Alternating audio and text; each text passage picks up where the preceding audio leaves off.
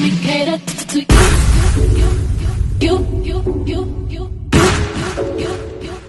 Let me cater to you. Let me cater to you. I wanna let you know, girl, that you know that I am what you do.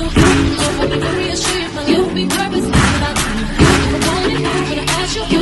Cause I am to be there. Challenge me for the better for you. Let me cater to you.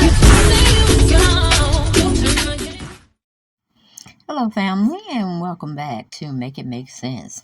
And today we're going to be shortly talking about Jen Shah and how she defrauded, made a fool of, and took people's money and invested it into a Ponzi scheme. Yes, we have 5 victims that are speaking out against Jen and hoping she gets the very much so the most amount of years to serve for her crime. They want 10 plus, okay? But Jen is shooting for 3. And the participants that were taken advantage of, they are highly upset and mad.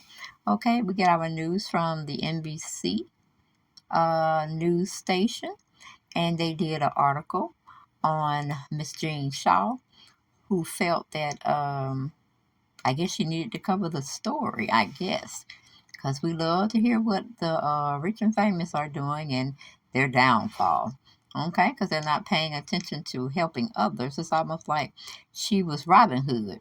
She stole from the poor and helped the rich instead of stealing from the rich and helping the poor. She went backwards on that thing.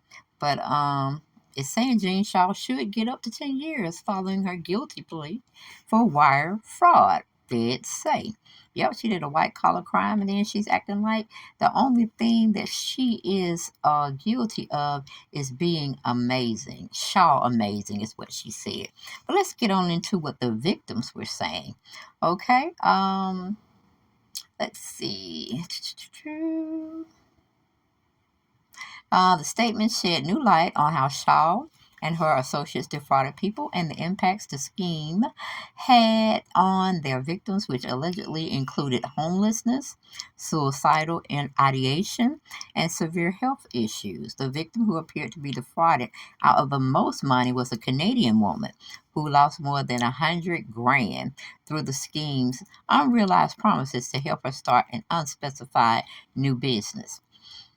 She said the loss of money led her to contemplate suicide, required her to remortgage her house, almost led her to a divorce, and has left her continually to struggle to pay bills and care for her critically ill husband and 90-year-old father. Okay? The burden you have caused me is overwhelming. I can't even really put words to the amount of anguish you have caused, that victim wrote to Shaw in her impact statement. Okay, these are the victims that are calling out Jen's bullshit and taking advantage of them. Okay, knowingly taking advantage of them. Then we had another victim of Shaw's Ponzi scheme. It was a 60-year-old victim, said she suffered emotional and physical stress after investing approximately $35,000 into what Shaw's associates promised would be her own e-commerce business. After devoting more than 10 hours a day to what she thought was her business and not making any profit, she realized that I have been scammed and had 2 heart attacks in 2018, the first of which she said was brought on by extreme stress.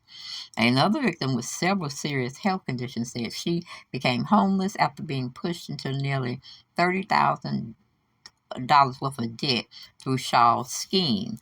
We had another 75-year-old retiree with a fraud of more than half her life savings, approximately $40,000, through promises to coach her on how to market products online. She said in her victim impact statement, several businesses under different names began subsequently contacting her with the same promises, and coaching and information began to be duplicated, she wrote. A 5th victim, a widow in her mid-70s, asked the court to let the punishment fit the crime after Shaw's scheme defrauded her out of nearly $10,000 by selling her a course that promised to help her acquire a skill in computer knowledge and sales work. Not only did the course not adequately teach her how to start her own business as promised, but telemarketers continued to call her and harass her even after she realized she was being scammed and her attorney intervened, she wrote. The mental anguish is still with me today, and the guilt I harbor from being so vulnerable and easy prey to such sharks still swimming in my mind, the victim said. Hmm. In the most recent filing, the feds also alleged that Shah engaged in a years-long, comprehensive effort to hide her continued role in the scheme and then tried to profit off the charges once they became public by selling a merchandise claiming her innocence as part of a public offense.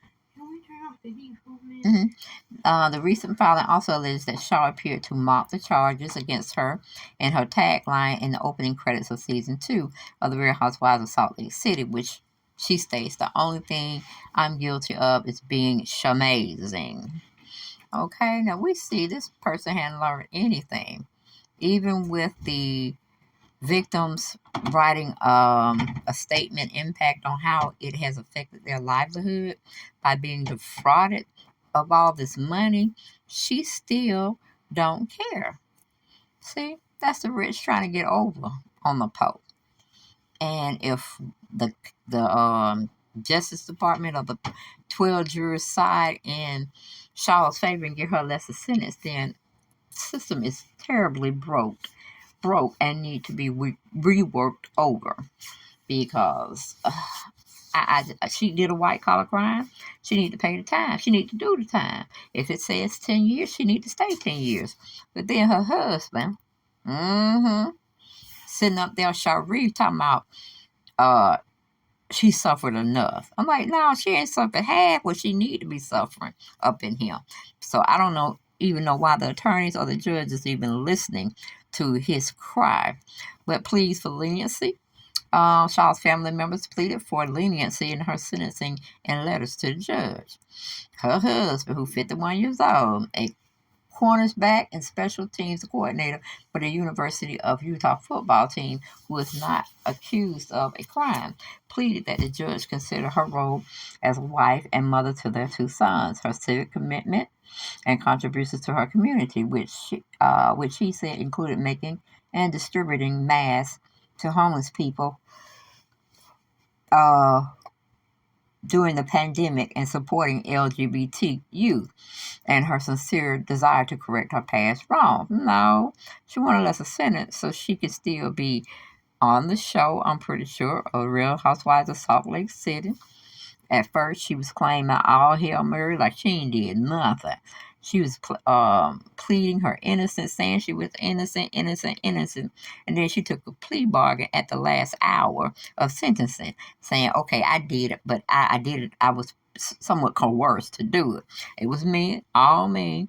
So it looks like you need to just totally blame me. But if you really look at it in another way, Judge, I was just as much as a loser in the game as well. I was like, if she don't sit herself down, and if her husband don't shut his mouth trying to talk about her civic duties, her civic duty should have been the morality of creating such a scheme to defraud individuals. That's what we need to be looking at. What caused her to feel like she needed to get over on the less fortunate, the senior citizens community, the disability community? And then someone was just plain stupid to give their money away in such large amounts to thinking they can get something for nothing. I'm like, if it's all glittering gold, you don't need it because the stuff is messed up.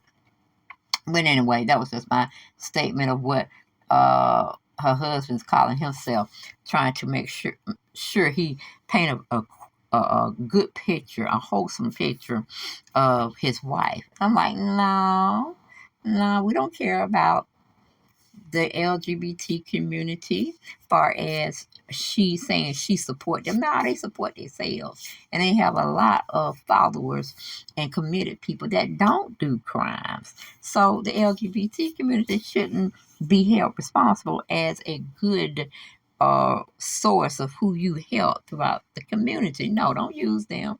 They have their own platform and they are legit, okay? They don't need you, Jean, to say you helping them out and you're there for the cause. That cause has been out for a very long time. So you need to sit your ass down and take your punishment as fitted. Thank you and goodbye.